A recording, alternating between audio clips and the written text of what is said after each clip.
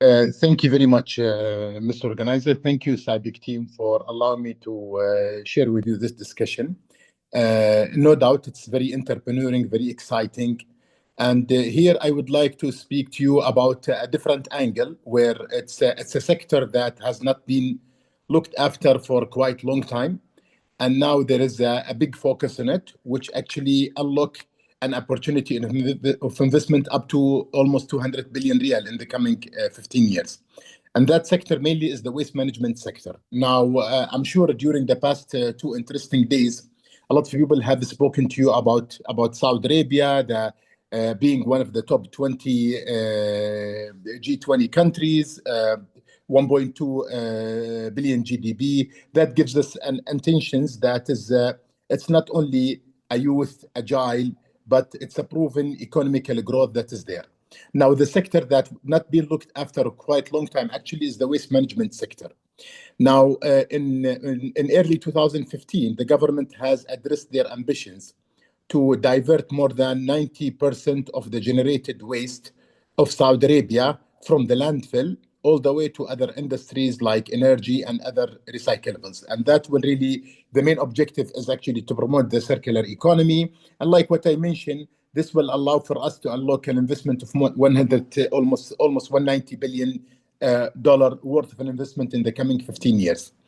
Now, why do we mention this in particular? The most beneficial part of the waste management sector, that is a sector is not sizable. It's actually adjusted based on the business investment. What I mean is that an investment between a $5,000, $10,000 all the way to more than $200 million is justified in that area based on the financial capabilities of the investor itself. And that's the beauty behind it.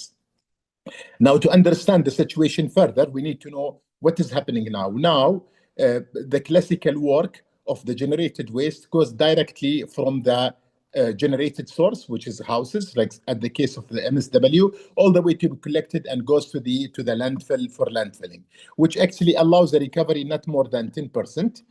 Definitely, that leaves a lot of ambiguity. One of them is the illegal scavenging, the bad management of the material, weak in tracking the generated materials, lack of capabilities of monitoring it so we can controlling it. And like the addressed ambition is to reach up to 95% of divergence by 2040, hopefully 85 by 2020. And now, accordingly, we need to build a lot of regulatory reforms. We need to unlock a lot of opportunities. So that's why in 2015, they have incepted what's called the National Waste Center, which is MOAN. And the MOAN have started already launched their policy and procedure about the waste management and how to be regulated. And also the government have initiated a local company to enable the investment in different type of industries, in addition to supporting the local and international investors to move in that directions. Now, MOAN outcomes came very clear. They have classified whoever in the industry aware of that number of classification of streams of generated. Some of them are already under the radar and some of them are not being looked after. For your information, the total annual generated waste by Saudi Arabia reaches up to more than 15 million ton. Regretfully, like what I mentioned, less than 10% it's been diverted. However, it's important to highlight that precious and critical waste is being already taken care of. Like, for example, critical waste like industrial hazardous waste, you will find there is a quite good number of investment in that area as it's being actually regulated and monitored since a long time. The same thing, the recovery materials, like, for example, paper, plastic, scraps, you'll find there is already an investment to scavenge them. And this is why we're talking about the 10% recovery that is happening before the landfill. Now, there is a tremendous number of untapped opportunities, like, for example, tire, electronic waste, green waste, RDFs, which is the fuel derivatives, are not being looked after. And hopefully going forward, we are going to see further and further investment on that one. Now, that map is actually an interesting map. This is a few of it is my efforts and some of it from professional feedback. it tells actually where is the potential area of an investment. Now, any generated waste stream start from the collection part to the recycling treatment to the recovery part, then to the end of life or disposal.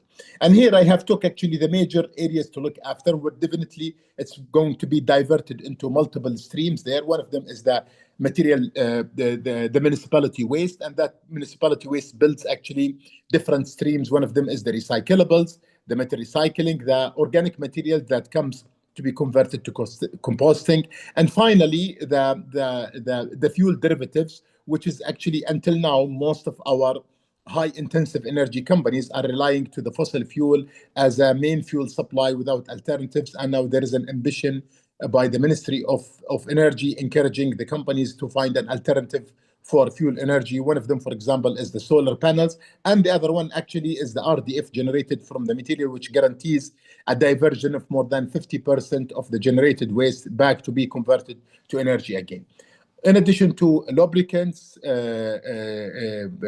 electronic waste, and probably you might find here that I did not mention the hazardous waste, mainly for the reason that it's getting mature. There is a setting built around it, and definitely there is a potential area of an investment here. Now, considering that one, this is a snapshot of the expected revenue out of every business unit streams between the collection part to the sorting part and to the trading part, and then there is a different streams of lines. Now, if you go back, just to bring you back, if you will see the colored blocks here, you will find every segmented area. Is it sizable? Is it of a value creation? Is it managed and controlled? Is it regulated? And that actually identify the potential investments on that area. And accordingly, these are the figures we have come up with to start with. Now, like what I mentioned earlier, the main benefit or advantage of the investment in that area that it is a scalable investment. It gets a benefit of an investing whether by $10,000 all the way to $200 million. There is a great potential opportunities, as I mentioned, a 190 billion worth of investment available. People are waiting for the regulations to come and then to invest directly. And definitely, as regular, by the time that you wait for things to happen, opportunity will be missed. So we always encourage people to move as early as possible and to capture the opportunity in the growth sector. Now, definitely, any move as such has its own challenges. One of them is that some of the regulations has been unlocked yet, but we believe that it's going to be. Another one, which is the cultural perceptions, because in every nation, if the nation have been grown to built into throwing the materials without monitoring the volume of generated, without segregation of the materials, that put the challenges to the sorting part for value creations around the generated material waste. Potentially, we know that the government is moving to the concept of 3 bins concept, which actually will enhance the recovery of the recyclables, will enhance the recovery of the green waste, and then finally the RDF production. Until then, we encourage everyone to be ready for accepting that change and to build the ecosystem around it. And I'll be open for any Q&A going forward, because like what I mentioned, I know it's a green field, but it has a lot of opportunity and it opens a lot of questions to move things forward. Thank you very much.